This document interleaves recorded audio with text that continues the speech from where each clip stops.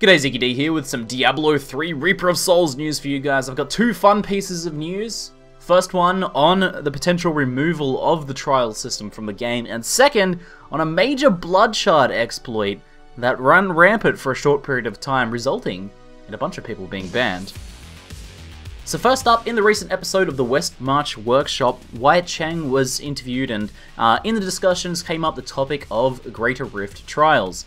On the topic, Wyatt Cheng had this to say: "Trials will be getting removed from the game. I can't tell you when. I can tell you that we already don't have trials in our internal builds." He then goes on to explain that there have been some problems that have arisen out of their removal and they are currently working on fixing them. So my analysis of this particular interview and his statements and the way he went about discussing it is that we're probably looking at the removal of trials in the next upcoming major patch. We may see a band-aid replacement before then, like maybe removing trials and putting in some other system until they can figure out a better system, but chances are we're looking at the next major patch for their removal and their replacement with a hopefully better alternative. Curious to know what you guys think about this. I think overall perceptions are that Greater Rift trials were pretty bad. I haven't played too much over the past couple months, and having only done like a couple hundred Greater Rift trials, I'm already sick of them. I can't imagine what you guys who have done thousands of them by now are feeling like. It must be pretty painful. So the second piece of news for today is on a major Bloodshard exploit. So here's what happened. Bloodshard Goblins that were added in the recent patch had a bit of a bug with them, where if you encountered them and then opened up a high-level Greater Rift, so you had someone in your party go and open up a high-level Greater Rift, before killing the Bloodshard Goblin, the Bloodshards that the Goblin would drop would be scaled by the Greater Rift scaling. Now this doesn't sound that crazy, and when I first heard about it I thought, oh right, so it gives you like a couple hundred extra blood shards. Well, it was actually way more significant than that, because instead of giving you like 200 or so blood shards like they usually give you, you were instead getting 4,000 to 6,000 blood shards depending on the level of Greater Rift that you opened. Yeah.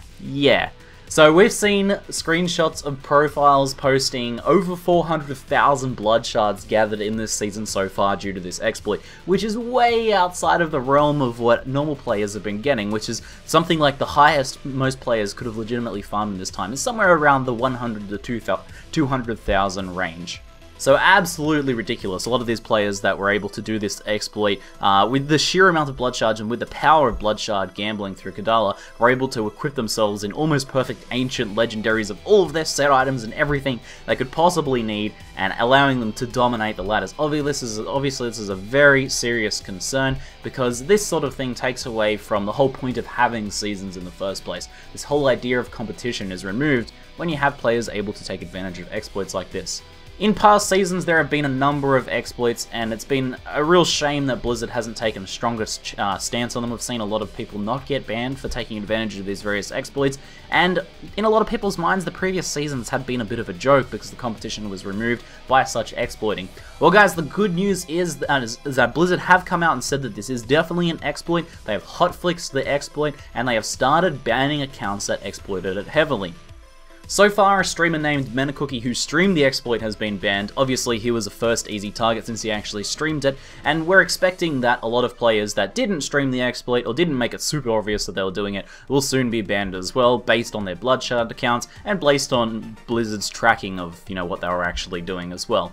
So it looks like anyone who kind of like accidentally stumbled across this and maybe killed a goblin once or twice probably won't be getting banned, and that probably won't have a big impact on the season anyway. Like, that's not really going to change the competition too much if you did this once or twice. It's obviously not a great thing, and that's just kind of like, it's a bug that happened with Blizzard. These sorts of things can happen. But when you're talking about people that have farmed up, hundreds of thousands of blood shards in several hours, we're talking pretty serious business, and it looks like most of those people should be getting banned, hopefully.